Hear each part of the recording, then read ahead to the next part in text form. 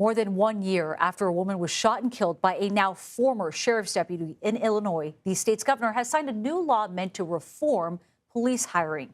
J.B. Pritzker this week signed the Sonya Massey Act into law. It requires more thorough background checks before hiring new police officers and other law enforcement personnel in Illinois. Massey's family joined the governor there at the signing ceremony for the new bill on Tuesday. Massie was shot and killed in her home near Springfield, Illinois last July. And Sean Grayson, who worked for the local sheriff's office, he has been charged with murder in her death, and he is set to go on trial in October.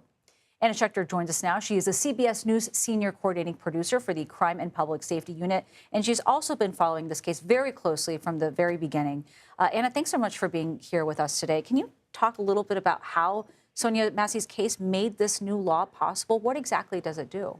Sure. Well, her family has been fighting from day one to create change. They pulled together the Massie Commission, bringing together local leaders, family members, community members who also felt that they were victimized by local police and sheriff's deputies there in Sangamon County, which is the county where Springfield sits. A lot of work has been done, lots of meetings, lots of lobbying, lots of work with local politicians. And this bill passed with an overwhelming support, bipartisan support. And so I just got off the phone with Sonya's cousin, Sonya Massey. He said his family is elated with this good news. He says this is a step in the right direction. And had this law been in place last July, it might have saved his cousin's life.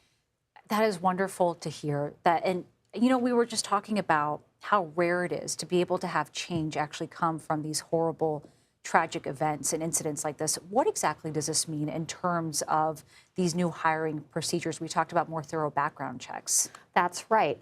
So a law enforcement agency has to do a thorough review of all the personnel files at all previous departments, previous jobs, full background checks, because we have this issue in this country where there can be this sort of revolving door where, you know, the very few police officers that are bad actors, they can cycle through different police departments and their records don't follow them. And in the case of Sean Grayson, he worked at 6 different law enforcement agencies in 4 years. Wow. So that already should have been a red flag. Like, why are you jumping around so much? Not only that, he had 2 prior DUIs. He had a documented history of reckless behavior on the job.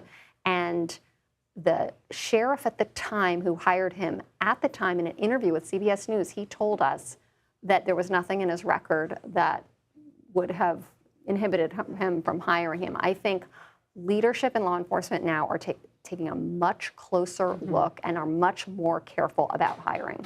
Anna Schecter, thank you so much for staying on top of all of this, and we really appreciate your time on this.